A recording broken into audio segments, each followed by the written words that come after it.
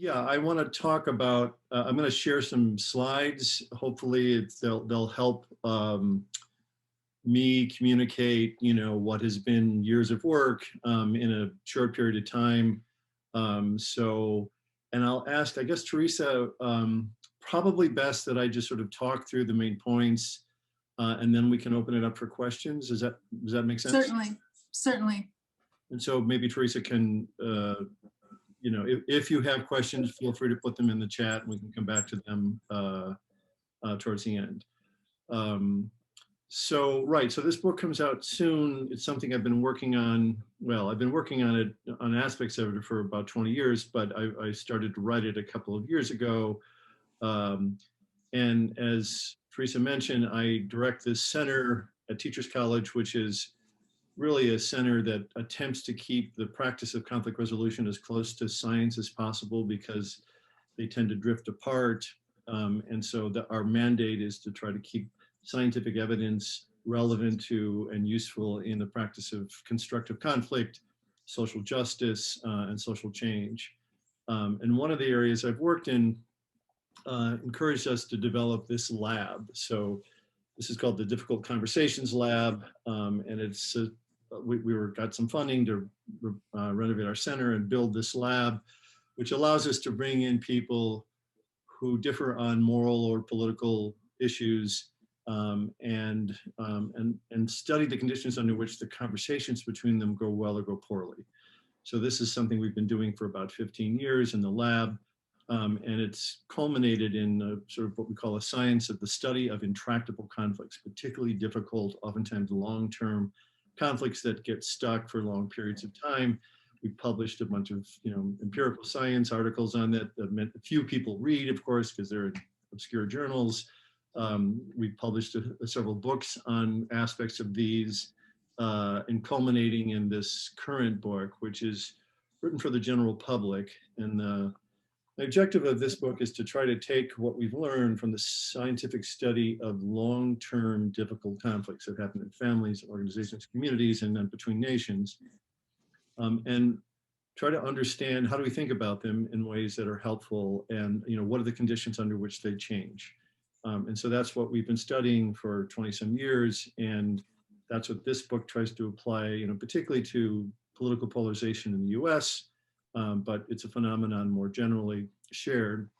And I was inspired to do this because after Donald Trump was elected, there was a lot of attention to political polarization and its increasing tendencies.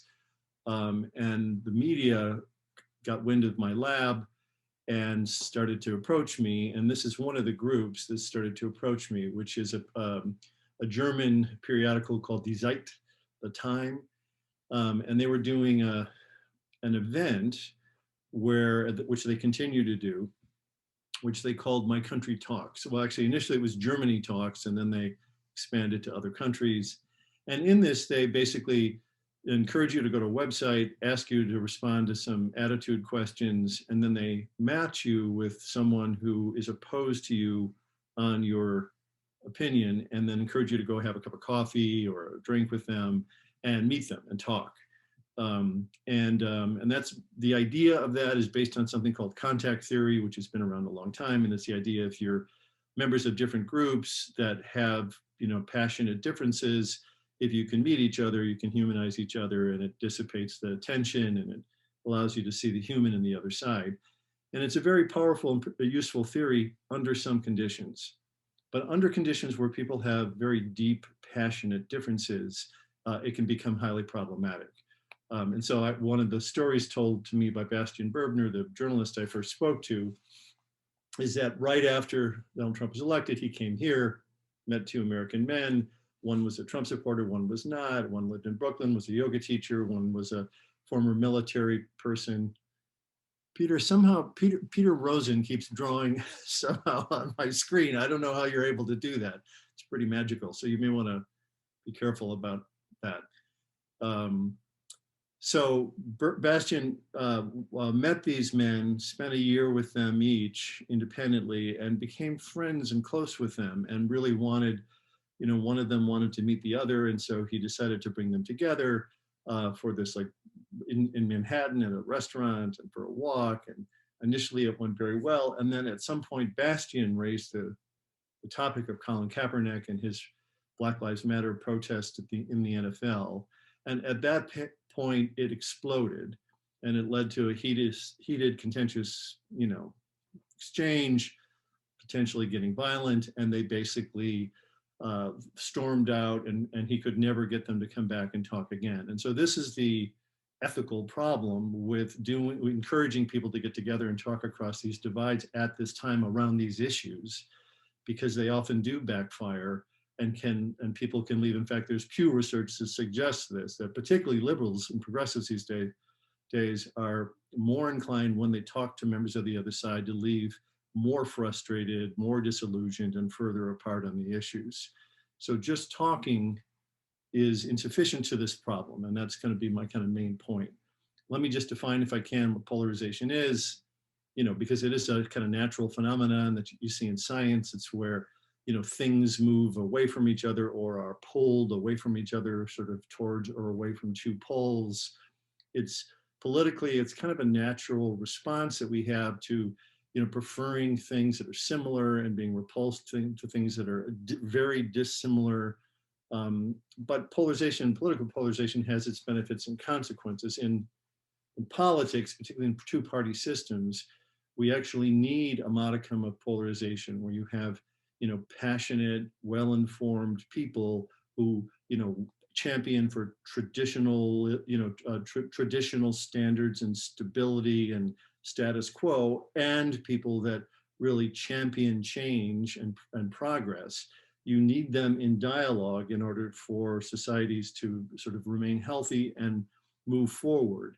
In the 1950s, there was concern that the political parties in the US had become too homogenous, too consistent, too much overlap, and there wasn't sufficient distinction between them. So, too little polarization can be a problem in a system like ours. But there are also, I guess, just many ways to measure or think about polarization, or different components of it.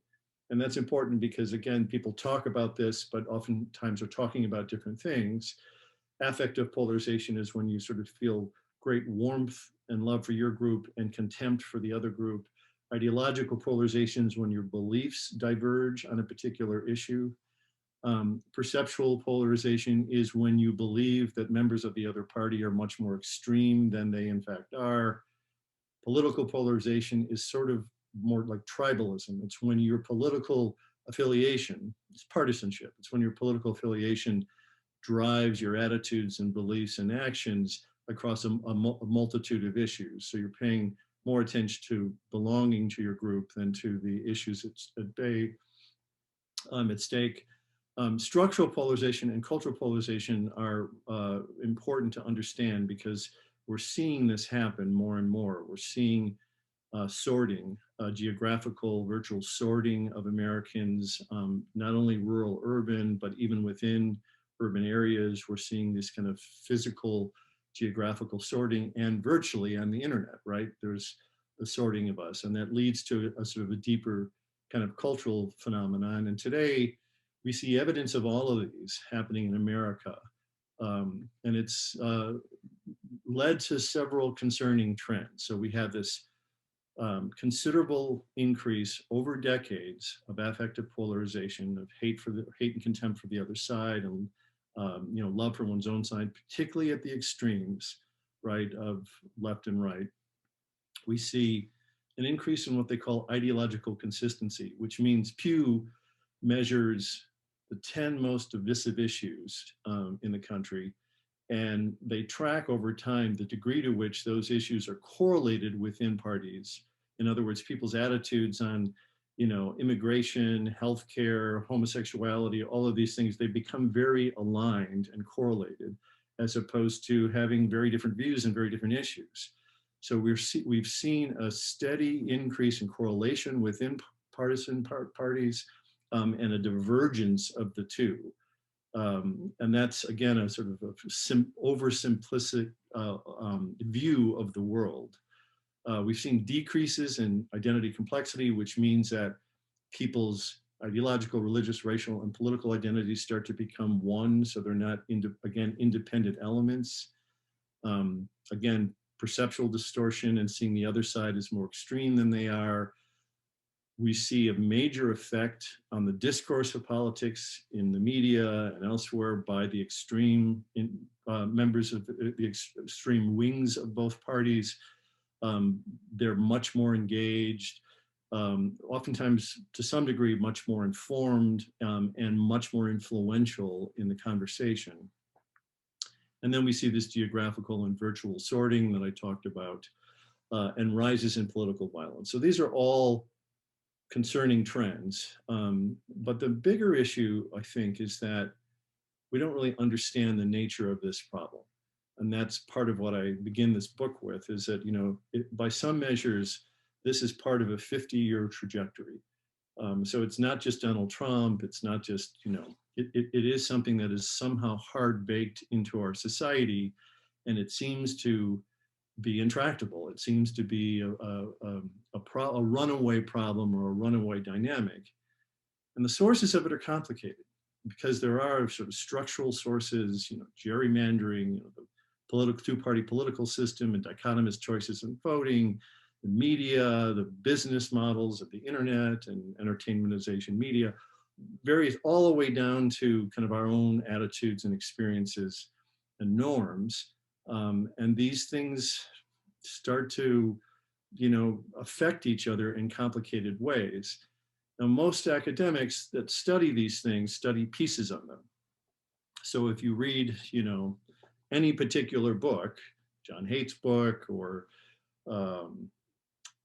Ben Sass's book, who's a Nebraska senator, they identify a core component, that progressive and liberals' brains are more and less sensitive to threat.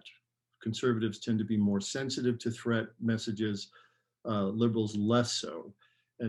So those can be easily triggered, but there's ethnocentric tendencies and biased in our perception and information processes and differences in authoritarianism. It goes to the list of the micro or individual level things go on. And then there are all of these macro level factors that also affect us. So again, what I caution you in terms of your thinking of our current trend around political polarization is that there aren't simple drivers of it. Oftentimes I'm asked that question, what are the main drivers of it? And of course, some matter more than others. The layers of white supremacy, inequality, the shift to politics as war, the changes in the information ecosystems that are these now parallel ecosystems, foreign intervention. These things matter considerably, but none of them explains this 50, 60-year trajectory, right? It's more how these things begin to affect each other and drive and support each other. These are vicious cycles that happen in our minds, in our relationships, in our communities, and scale all the way up into the national level. And they become highly complex problem sets that are acting in concert to pull us apart emotionally, physically, and in terms of our attitudes and beliefs and our preferences for leadership. So it's a big problem. These are what we call cloud problems. Karl Popper, who is a philosopher of science, said, the world has two kinds of problems: clock problems and cloud problems. Clock problems are things that you could break apart and fix and put back together.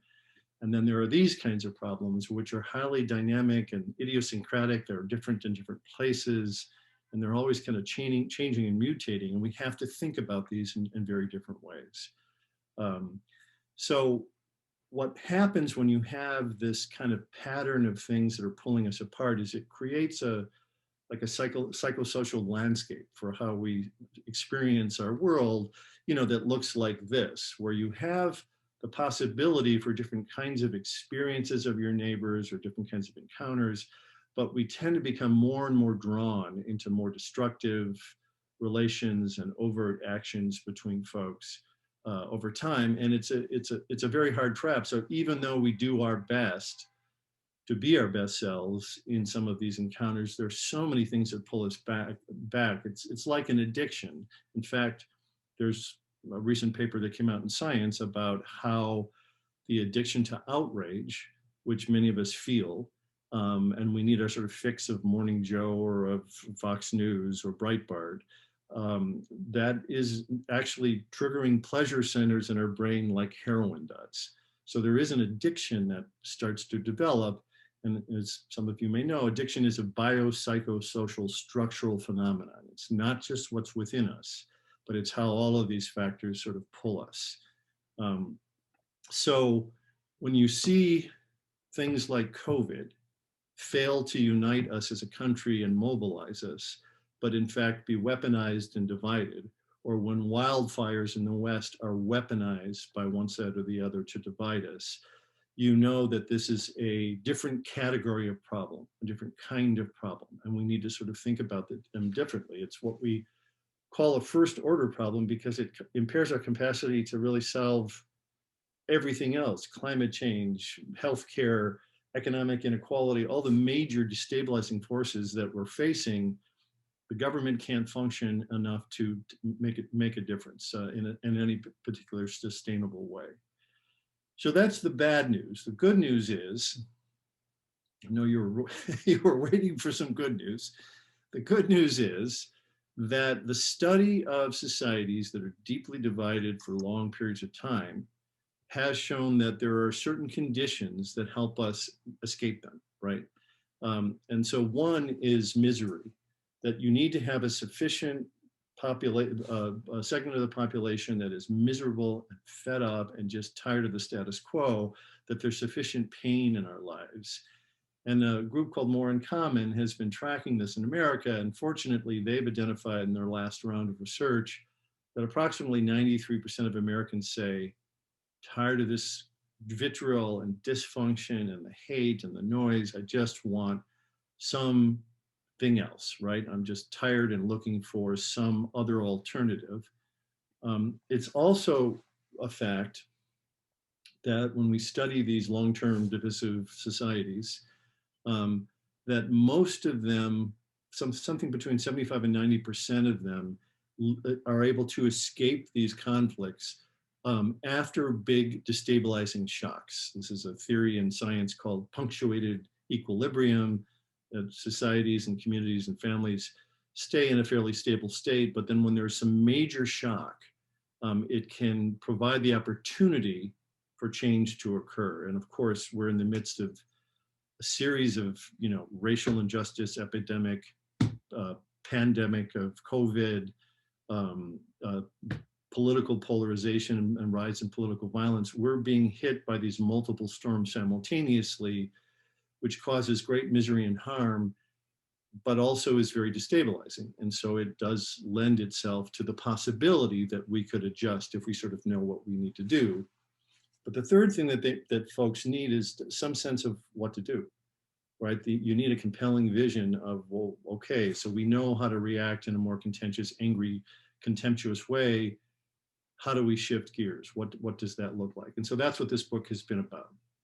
I spend a little time in this book talking about the problem, but I feel like we know the problem. We have a sense of the problem, but how we think about the problem and how we think about changing it is really critical, because as Karl Popper said, if you have cloud problems, you can't try to change them or affect them in the same way as you do clock problems. You can't take them apart and fix pieces of them.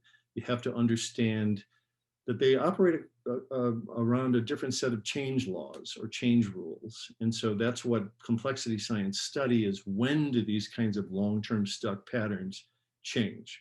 And so that's what we do. And what I do in this book is I spend most of the time talking about what science tells us could help us now in this destabilizing, unstable time to correct the kinds of basic structures in our decision making and our assumptions and our behaviors, and then all scaling up into the government that could make a difference. Doesn't make a difference immediately.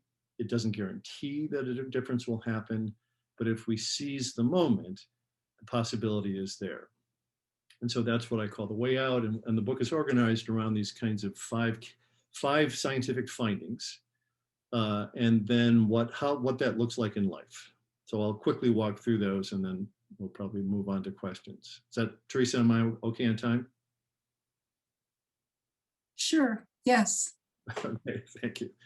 So, so one of the things we find, of course, is, when these systems are destabilized, oftentimes people do need to sort of, pause and reflect and take the opportunity of such pain and instability to reset. And one of the things we've learned from the study of complex systems is they have something that they call, well, these are the 5 things, but I'm going to walk through this one.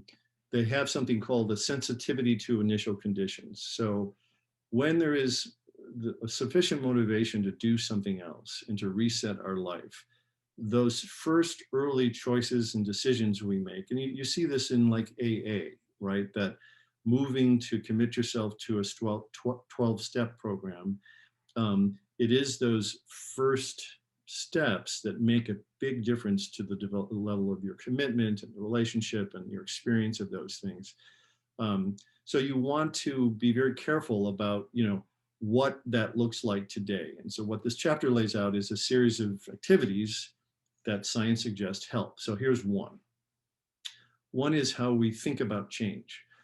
So in Israel-Palestine, they've done research, Aaron Halperin and Carol Dweck and others, about our assumptions about change. And if you believe in Israel that they are never going to change, that your group is never going to change, and this situation is mired and stuck, then you're less likely to engage, or if you do, you just can engage in a contentious way that feels righteous.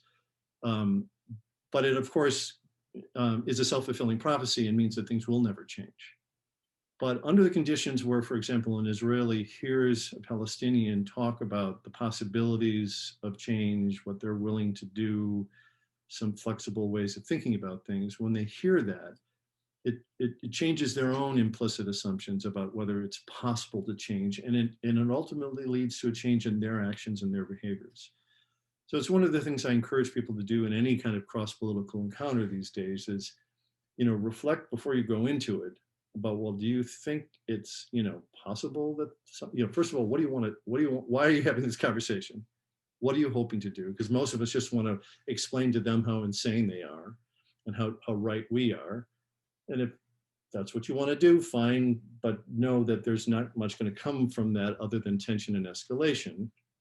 But if you are interested in change or believe that it's possible for you or them or us to change, it has a big impact on what we do in these sort of first steps.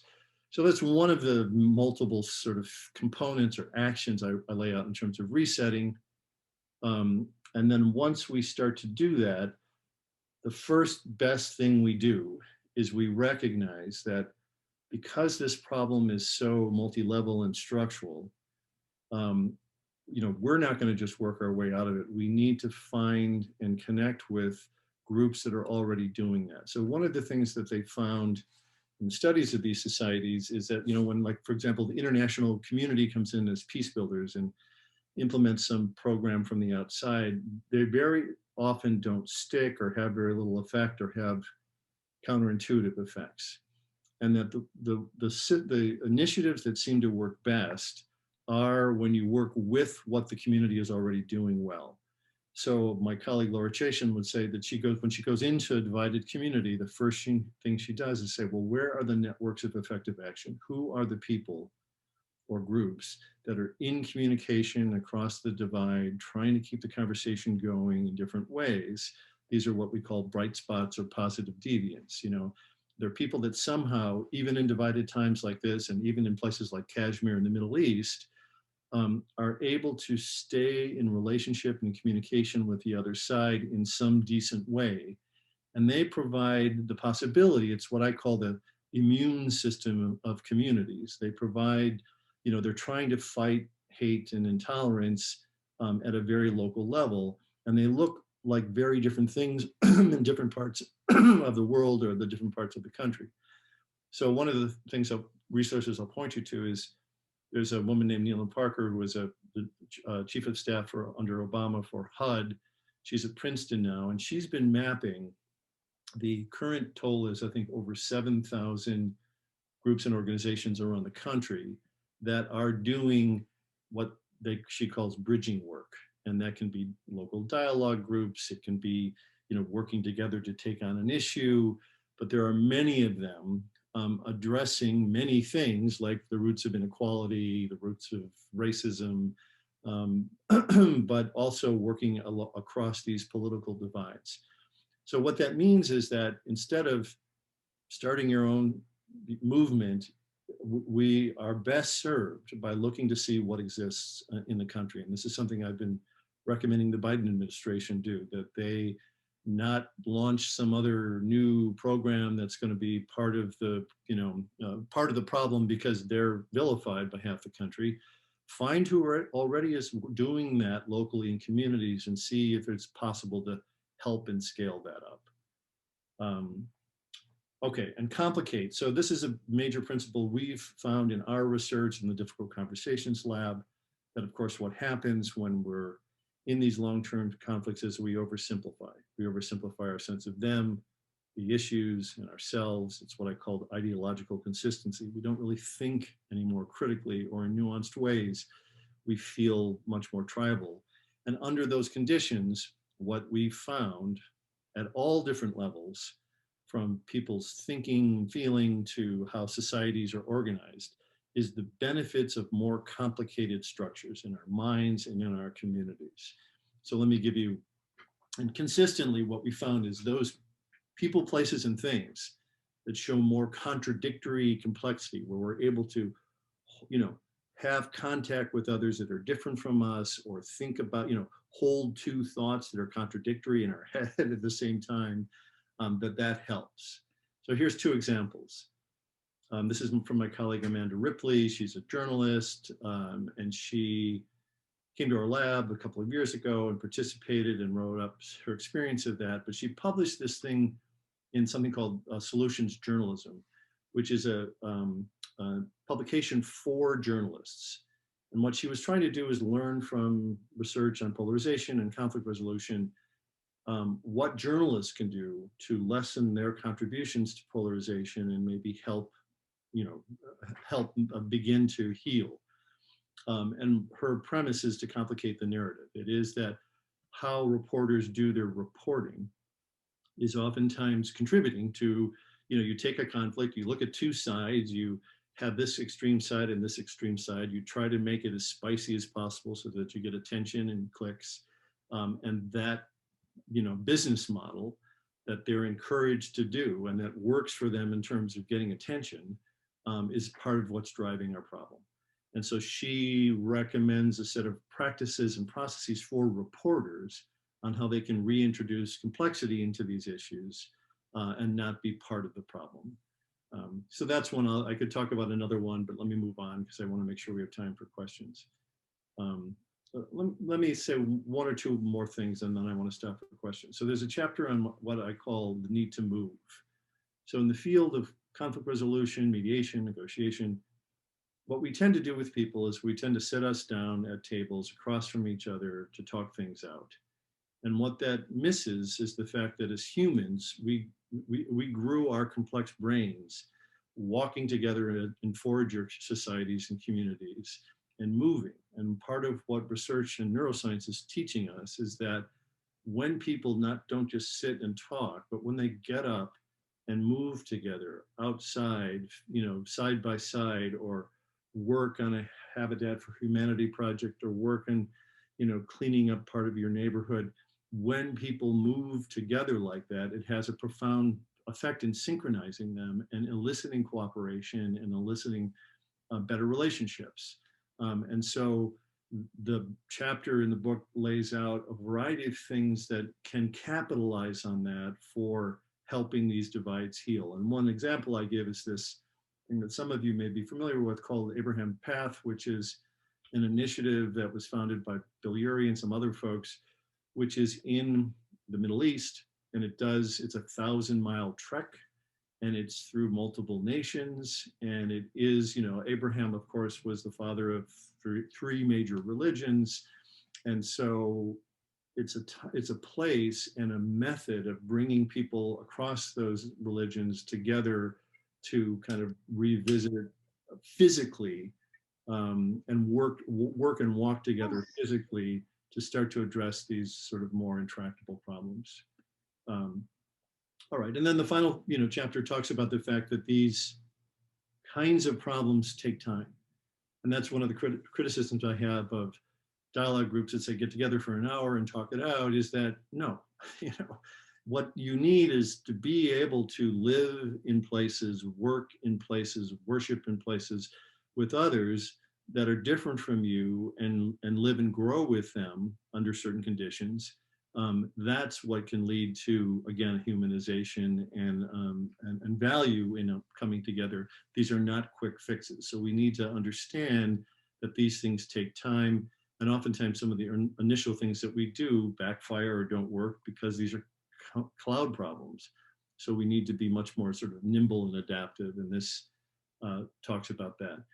So the book culminates in what I call a set of new rules, because we have these kind of basic rules that we follow. We tend to move towards the similar and away from different. We tend to, under threat, we tend to close down and circle the wagons and defend and attack. There are these basic emergency rules that we're hardwired to follow when we feel a sense of ongoing threat, which is fine under certain conditions, but they're toxic. They do make us sick over time. They, blow out our system. And so what I offer from the science is a set of what I call new rules, which are related to some of the things I just mentioned, but they're things, they're options. They're alternative things that you could do if you feel yourself stuck in a trap of contempt, what those steps might be to move out. And this is where the book culminates, is there's a set of ideas, and ultimately this is what you could do tomorrow if you wanted to move on and make a change in your life. Okay, I'm going to stop there and take questions. Thank you, Dr. Coleman. Very interesting information, and it's hard to imagine a more important topic today. For our question and answers, our Zoom master, Rob, is going to take charge. Hello again, everybody. So let's call on some people with their hands raised. Jim Norman, you've had your hand up for a while. Jim, go ahead and unmute yourself.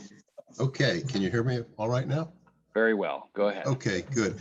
I tell you, this talk could not have come at a better time for me personally, because I am about as pessimistic as I have ever been about the possibility of getting together with people with whom I disagree. And my problem is that I perceive a fundamental dishonesty in the promotion and exploitation of many of the issues that divide us.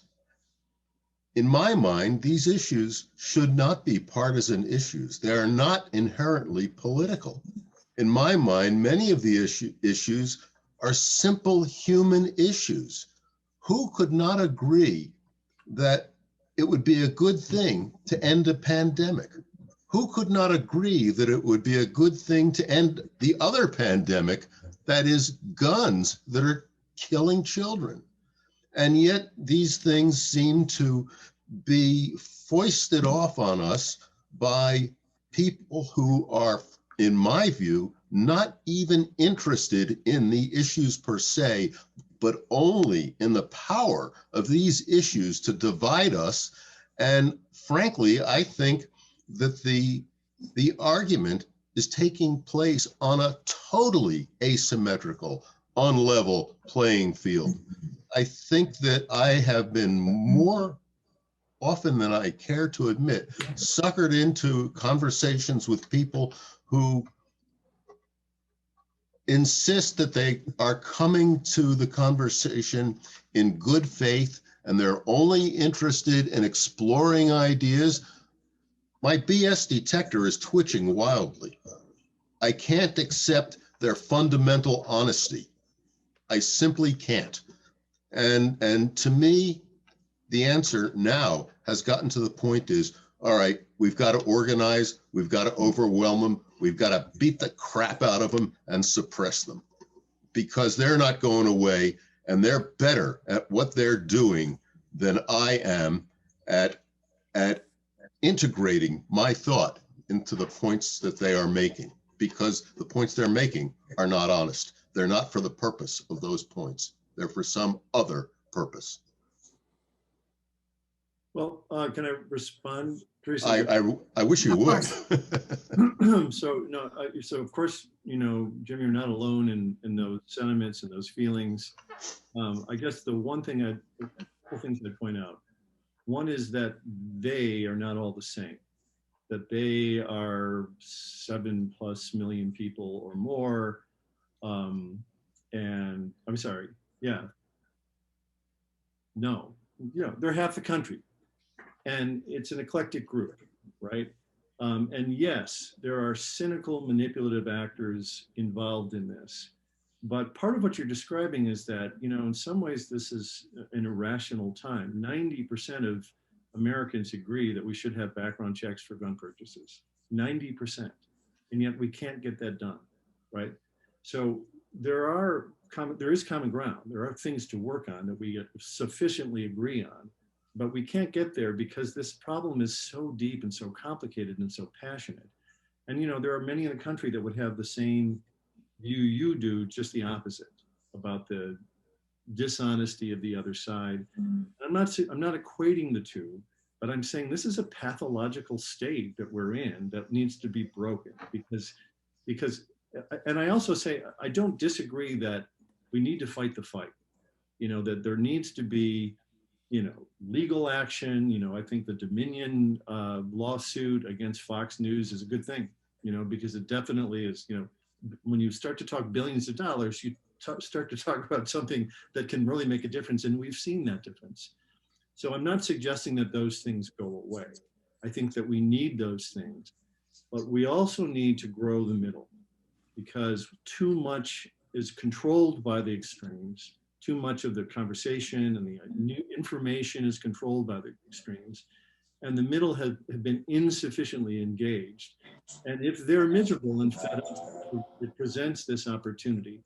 And we need to do these other things. You know, there was I want to point out, there was this fantastic article in Time magazine about a month ago about a group that organized with the help of a guy named Mike Podhauser, who worked for the AFL-CIO. And basically it was a 2-year initiative that a very eclectic group of actors put together, a network of actors, including Black Lives Matter activists, the Chamber of Commerce, AFL-CIO. So you had business and labor and activism and lawyers working together. And their objective in this network was to basically secure the vote. Right, they wanted to see if we could get through the 2020 election and survive. And it took this eclectic group of people to do that. But one of the things they needed to do within the context of that is be able to get along and have decency. So I'm not suggesting that we don't need to fight, but I'm suggesting that we also need to create a space where those in the middle who are looking for something else can find it and can thrive. Excellent. Thank you for answering that. And let's go see who's next. Let's see. David Bland, go ahead. Do you have a question? Yeah, thanks. Actually, I want to follow up on something that Lucy Lettuce put in the chat window. So, you know, she points out that the whole model of the internet is based on encouraging our worst instincts in many ways, right? I mean, you know, you mentioned that the extremes seem to rule a lot of these discussions, and part of that is because the economic model of the internet is designed, whether intentionally or not, but it's designed to work that way. And the same is actually true of the 24-hour news cycle on cable news, right? It's designed to get eyeballs with the most extreme presentations possible. Yeah. So I have to say it, as, as Jim Norman said, it does not give me hope that we can find a way out of this when these new communications models are designed to bring out the worst in us. Yep, I agree completely. I'll tell a quick story, which is a couple of years ago, I was invited by one of the founders of Move On to a pop-up meeting in New York City around polarization on the internet. And it was an hour-long meeting, and I walked in, and a bunch of the tech folks were there, including one of the founders of Facebook. And they wrote up on the whiteboard, what kind of dialogue should we be having in order to promote a healthy virtual society? And I asked, well, what do you mean by dialogue? And there was silence. And I said, because most people, when they talk about dialogue, what they really are referring to is debate. And debate is more of a competitive game to kind of win an argument. That's how we're trained to debate. And that's how we see it in Congress and we see it in law. And it oftentimes is a closed process about winning cognitively. And the opposite is dialogue. Dialogue is a process of learning and discovery and realizing that you feel and think things that you weren't aware of, and that they have very different experiences than you assumed, and that this problem that we're talking about is really complicated. And that's dialogue. And I said, so what do you mean when you say dialogue? And there was silence in the room. And then this founder of Facebook said, oh, if that's dialogue, then there's no place on the internet where that exists. He said, the major platforms are all about social comparison, competition, confrontation.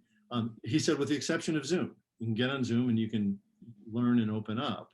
But the business model is such that we are pitting each other against each other. And again, it's been highly successful. These are, massive industries right now, these, Facebook and Twitter. And so you understand from a business perspective why everybody's doing the same thing. But clearly the time has come to figure out, in both entertainmentization of the media, which again, I think the Dominion lawsuit against Fox News is a really important step in starting to put some guardrails up there.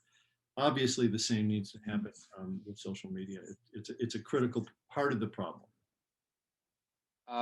Let's go to Alan Levin. Alan, do you have a question? Yeah, well, first I want to thank you, Peter. This was a wonderful presentation, very, very helpful. I want to, just put in a call out and also ask you if you're familiar with and have any thoughts about Braver Angels, which is a group that is seeming to me to put in to place very proactively and very effectively many of the principles you've been talking about. And I'm just so impressed with their work. I wonder if you want to say anything about them. Yeah, it is one of the best known organizations that are trying to bring people together across the divide and use guidelines in order to facilitate constructive conversations. As I said, many of these groups on that map that Neelan Parker has at Princeton do really good work. And they're one of them. They're one of the ones that are oftentimes showcased. They're one of the larger organizations. Search for Common Ground does the same thing. Something called Essential Partners does another thing. So I think that they do good work. Let me just give one caveat, which is some of these groups, some of these dialogue groups move beyond dialogue. They recognize that, meeting the other side, having dinner with them, talking to them can be useful, can shift your attitudes a bit. But they oftentimes recognize that those shouldn't be one-time encounters. They need to be multiple encounters over time. And B, that when they work really effectively, in my view, is when they, as a community, start to identify something that they are well positioned to take on and work on together. And then they take that on. So this happens in the sectors. There are, as I mentioned, solutions journalism is working hard within the media at trying to find ways to put up those guardrails, right? and to challenge reporters to do the same. That's happening in the internet space as well, right? In social media as well. There are groups that are actively working on this. I don't think we can leave it up to Google and Facebook. I don't think that there's enough incentive for them to change their business model, but there are others that are convening these groups. So it is when these groups not only are in dialogue and feel that transformation, but become community and become active, that we can start to really address these structural problems. I think those are to me, that's like the best recipe for not just individual or relational transformation, but structural transformation. Great. We're going to move to Vito for our next question. Vito, go ahead and unmute yourself. Hi. So you have said that the extreme left has influenced mainstream Democratic politicians. Can you cite specific examples? I don't think I said that. Well, you said the extremes are the extreme right and extreme left are have influenced the mainstream politicians. Can you cite no, I said the discourse. the discourse? Can So you give specific examples? Which parties? Well, so if you look at who's mostly active on Twitter, for example, it is the more extreme activists on the left and the right. They invest deeply in time and space in shaping discourse that way. They attack each other, but it's also that they'll do things that are more provocative, which get the attention of news reporting, and so we see these things. So, you know, a lot of the activism, a lot of the organization around violence is happening, you know, is organized and mobilized through the extremes. They drag others in, but they're influencing how people treat each other, how the issues are framed in the social media, in news reporting. So they're shaping the conversation. And what's missing again is enough of the more moderate points of view that might be more nuanced and more reasonable. So, you know, I think there is a lot of evidence of that, but if you just look at Twitter, for example, and the level of activity of those on Twitter and the influence of those people, I mean, again, part of it's the business model. If on Twitter you say something really outrageous, I have a good friend who's often on Twitter, is sort of a well-known person and is always snarky and contentious, and so has, you know, hundreds of thousands of followers. If you don't do that on Twitter, people are less interested. You know, if you're just saying, hey, love each other and let's get along, you know, you don't have followers.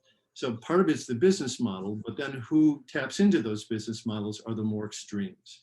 It's the attacking and the canceling, or it's the attacking and sort of white supremacy comments that come in that drive the conversation.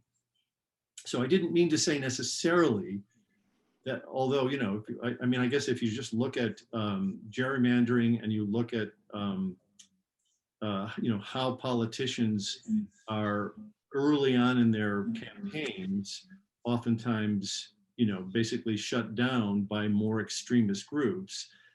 It's because general elections, the general population votes, when you have these primaries, you get more activist extremes, more active in voting. And so they're shaping the government as well. Thank you. For our next question, we're going to take one that came through the chat to me, and I put it out. This is from Angelo Para. And the question is, how do you get around those who deliberately misinform and stoke division to prevent accommodation? Get around those. Do you mean in your personal life, or how do you navigate that? Can you give me a little bit more of what you're trying to understand? Yeah, yes, sir. I meant politically. In our political division, how do you? There are people on both sides who deliberately don't want accommodation, and they sabotage. And how do you deal with them? Maybe it's a better way to put it. Well, again, I mean, I think part of what we need to do is reflect on our own addiction to them, right? So, you know, I got really into Morning Joe over the last couple of years. I'd never watched that before. So, and that does, you know, is a tendency, it's an addictive tendency to get into outrage. But there are there's a group called the Flip Side. There's a group called All Sides. These are the Flip Side is a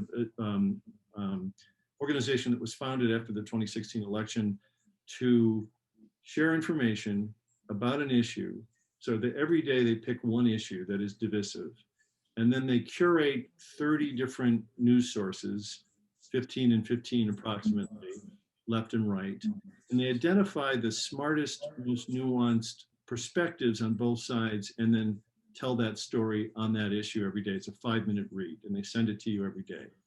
And so, you know, obviously in urgent times like this, we need to be paying attention. But the question is, what are we paying attention to? And are we paying attention to the things that we find comforting because we're so goddamn mad? Or are we paying attention to things where we're getting a more accurate take on what's happening and what the dilemmas are, what the trade-offs are? So there is a lot of dishonesty in there that's happening within the parties, particularly the Republican Party, and from foreign agents, foreign actors. So I think we have to be careful about what we attend to, what we pay attention to. But there are many sources that are carefully curating that information. And I recommend that you find those and turn to those as often as possible. Thank you. We have a few more hands raised now. We're going to first go to Teresa Forsman, and then I will get to Crystal and Patty and Alan. So here we go. Teresa, go ahead. Well, I had a two-part question. You've answered some of it. I was concerned about people whose agenda is dependent on polarization. And you've addressed that recently. You also, in your talk, you referred to passionate, well-informed people on two sides of an issue. Yeah. And I just wonder, are most people well-informed? It just seems like nuance and complexity doesn't get much, gets a short shrift today for most people. There's just kind of a knee-jerk galvanization. Yeah, no, it's a great question. So look, our world has gotten immensely complicated. And, you know, if you look at archaeological evidence and they dig down far enough, you know, we started as 1-cell amoebas, and then there were 2 cells and 4, and we got more and more complicated until we got civilization and humans, and society has become immensely more complicated. When we were, you know, for most of our time on this earth as Homo sapiens, we were in these small bands of 15 people, and now we're in these major cities, and it raises all kinds of challenges for us, and the world continues to get more complicated, right? Identity gets more complicated, the internet gets more complicated, communications get more complicated, medicine gets more complicated. So, you know, and what humans do in reaction to that is we simplify, because it's intolerable to spend too much time understanding, you know, that map I showed about polarization. Those are real factors and how they really affect each other. But like, what can you do with that? It's just overwhelming, right? So what we do is we simplify. And that is a general innate tendency for human beings. But so that's why our recommendation is that there are things that we can do to increase the nuance of our understanding, of our emotions, of our behaviors. You know, America is like physically sorted. So there's a piece in the Times last week. So we know that America has been sorted virtually on the internet and into rural urban areas, right? And that's where a lot of the differences are if you look at red and blue voting. But if you look at every city now, and this is what the Times showed last week, is within cities, we're clustered in these red and blue neighborhoods. And there was a study done 2 years ago by a group called PredictWise about the 3,000 counties in America. And the ones that were the most politically tolerant, mostly in terms of affective polarization, and least. And what they found is that the ones that are most politically tolerant have what we call contact with the other. So there are more mixed political marriages, Republicans and Democrats. That's been on the decline for decades, but they still have like 30%, you know, the 1% has more like 30% of marriages still have that. But they have community groups that get together across political divisions, and labor unions and sports teams and things like that. And the others, like the state of Florida, for example, is one of the most acutely polarized states in the country. And it's not because you have more reds or blues, you have pockets, you have neighborhoods that are strongly Republican, strongly Democrat. And so you live in your bubble and you don't cross the divide. And that's a problem for all of us, because if you don't cross the divide, it's easier to say they're all liars, they're all dishonest, they're all wrong, they're all misled, we're right. And that's a recipe for violence. They found that in India with the study of Hindus and Muslims, is that the places where Hindu and Muslim relations and conflicts become violent and overwhelming are places where you have large groups of people that live near each other but have no connections with each other. And that's where many parts of America, including many cities in America, are moving today.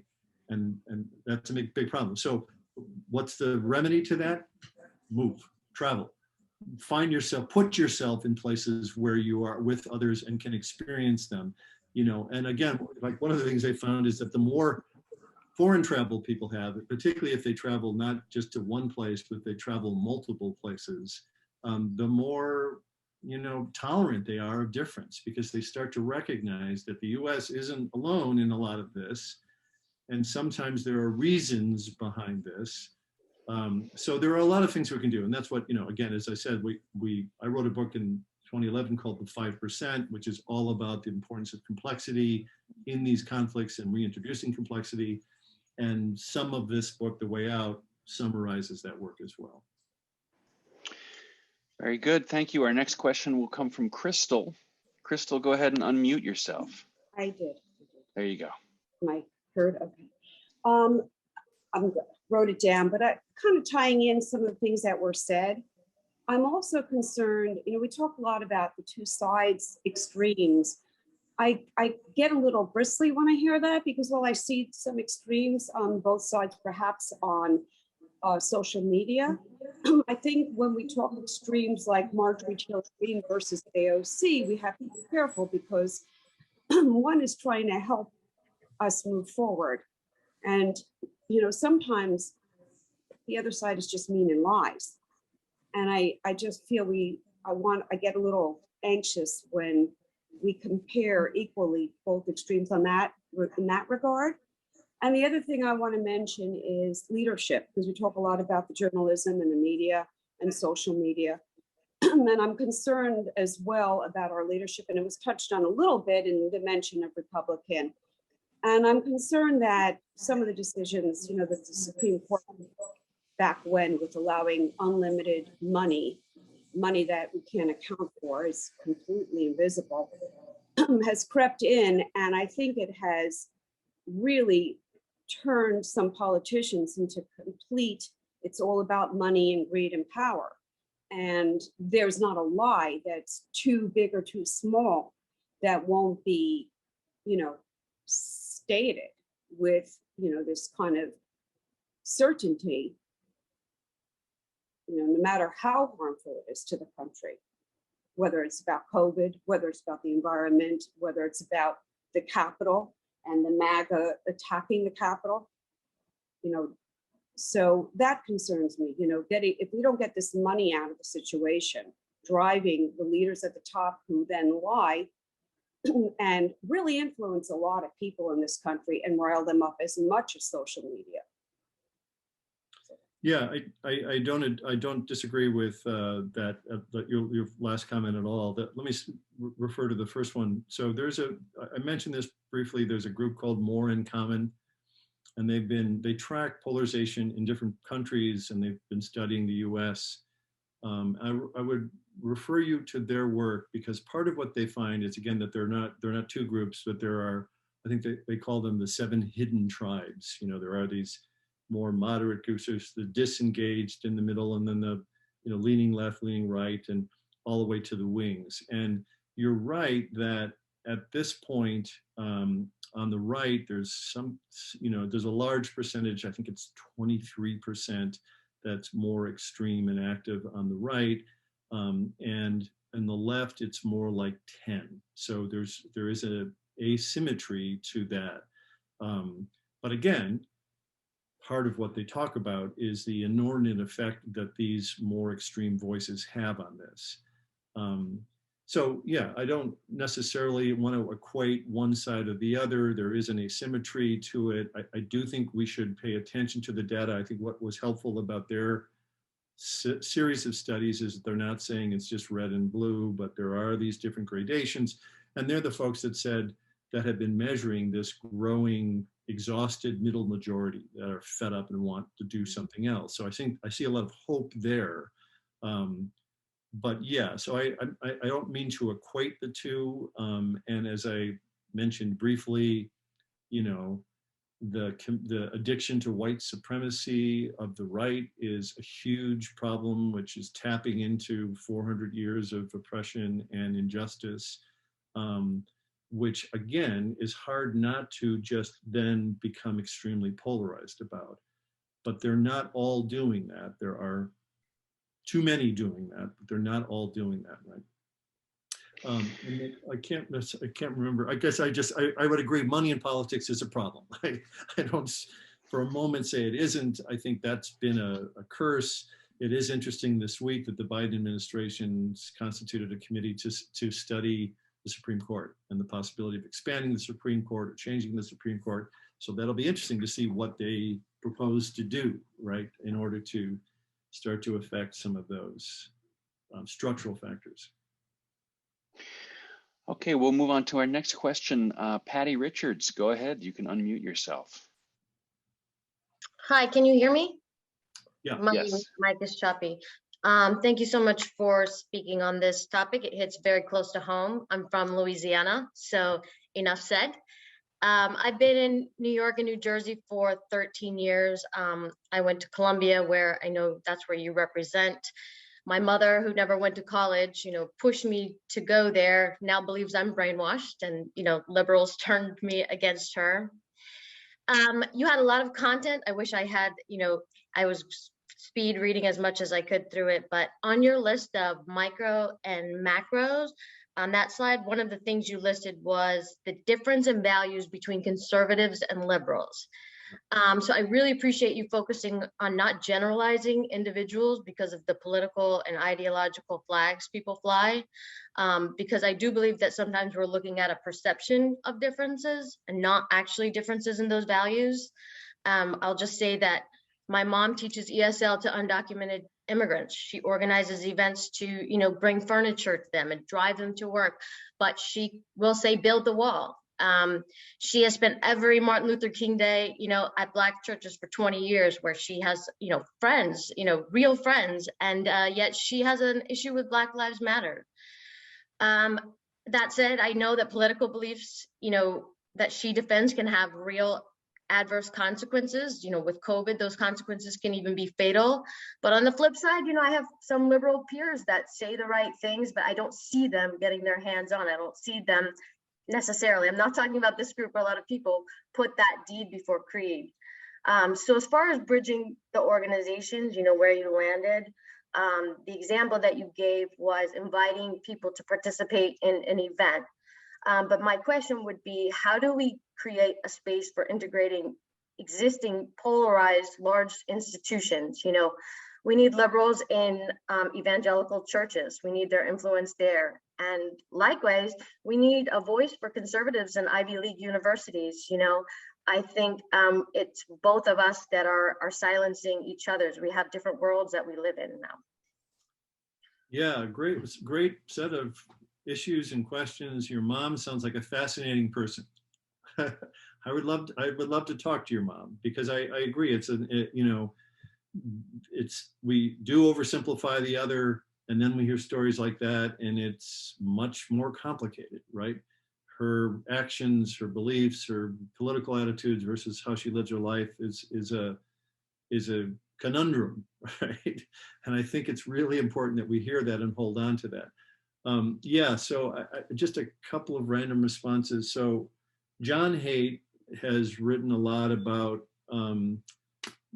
moral priorities of conservatives and liberals, and he sees that there are sort of 5, I think, or 6 main value systems, and the issue is what progressives prioritize, things like care and justice. Conservatives prioritize things like purity and control. And so, he sort of says that everybody values all of these things. It's just a matter of emphasis. And he's written a lot about the decline of the university system in the US and the disparaging of any kind of conservative beliefs. And so there are, I think, important smart voices about that. And John is so he's a professor at Stern School at NYU. I don't know if he's liberal or conservative, be honest with you. I know him pretty well. I don't know. But he is a critic of how the left will oversimplify and vilify, and how universities are very intolerant of conservative points of view. Again, we collapse these things. We collapse conservative with Republican, with Trumpist. These are different things. These are different phenomena. These are nuanced groups. The other thing I was going to say is there's a film that I would recommend. You mentioned evangelical churches, and there's a film I'd recommend called The Armor of Light, ARMOUR of Light, LIGHT. It was directed and produced by Abby Disney, and it's a really fascinating exploration of the evangelical community and their support for guns. And what happened in the context of the filming of that is that Rob Schenck, who is was a very provocative pro-life minister, was the evangelical reverend to Congress. In conversation with Abby and others in the film, basically comes to the realization that he can't reconcile the right's, pro-life stance with a pro-gun stance. And he kind of goes back to his community and starts to say, we have to think about this. And of course, he gets vilified and shunned and loses a lot of his status. But they've taken that film. So he's in that film. Lucy McBride, who's now a congressperson whose son was shot and killed in Florida, is in that film. And then Abby made the film. And they together have traveled around the country to evangelical churches to show the film and talk about it as a way to have kind of inside conversation about how do we do this, and what's, how do we jibe these two, right? And it is there are processes like that and movements like that. And that's the only thing I'll say is that I'll finish with is universities, evangelical churches, other institutions. Part of it is you want to look for the positive deviants. Who are the ones that are doing interesting, innovative, opening things that are challenging the doctrine, the dogma, and the status quo, and are making effective differences, but we don't know about them, right? Okay, great. I think we have time for one last question. We'll go with Alan Berger. Alan, I promised you could go. Here you go. Yeah. Go ahead and unmute yourself. Yeah. I'll try to make it brief. I just wanted to bring a practical local issue to your attention and see if it fits into your paradigm, something we could really use some help with. And that is, in some way, red and blues have come together over here because our greater cause is the Orthodox Hasidic population that has really presented challenges to our communities over a long period of time.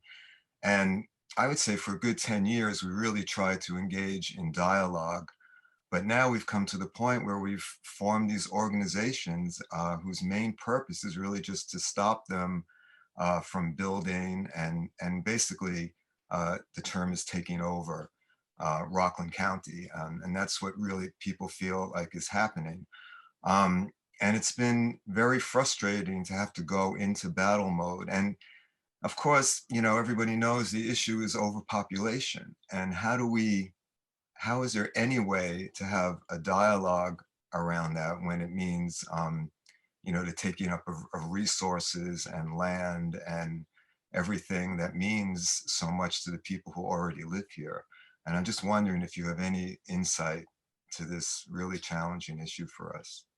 Yeah, no, thank you for raising it. I've been tracking that to some degree. It is a complicated thing. I mean, what's interesting, of course, is that there's nothing that unites groups like a good enemy, right? And so the fact that the Reds and Blues have come together, right, in the service of that, I think is telling. That is part of human nature. And it's also, part of what, I mean, I think many of the extremes of left and right in politics are true believers in their cause. I mean, some of them are, probably, cynical manipulators, but there are a lot of true believers there. And the Orthodox community in many ways are true believers in a, way of life. And so, the book, the Way Out, starts with a case of an event that happened in Boston in the 1990s between pro-life and pro-choice folks who were true believers.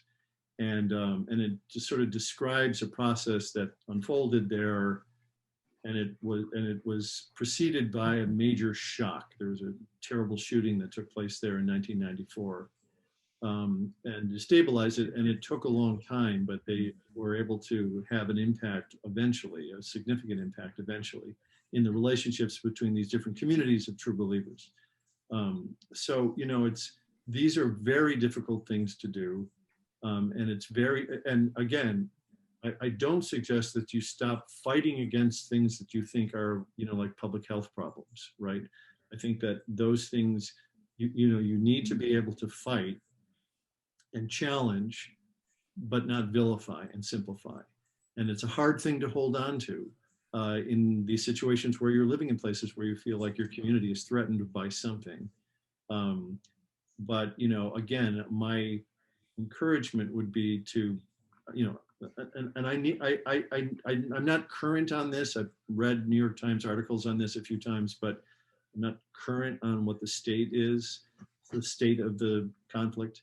But, I guess my hope would be that there are people within the communities, they may not be in formal positions of leadership, but that are willing to even possibly actually in communication with the other side. I know that presents problems for them within their community.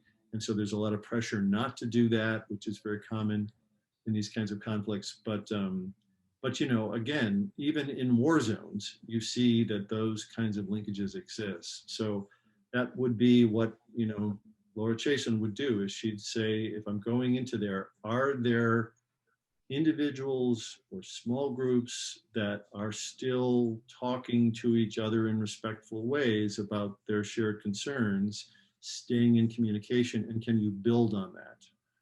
I'm heartened that this resonates with you.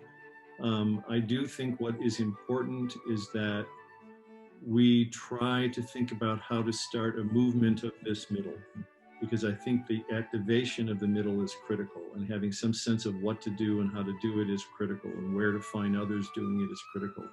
So I encourage you, if you're interested, to get the book, take a look at it, interrogate it as you have the conversation, but engage on these issues, because I think that's ultimately what my objective here is, that the government can try to do what they can, but they're limited. These organizations are in place, but they can only have so much impact. And so part of it is moving the general public as much as we can.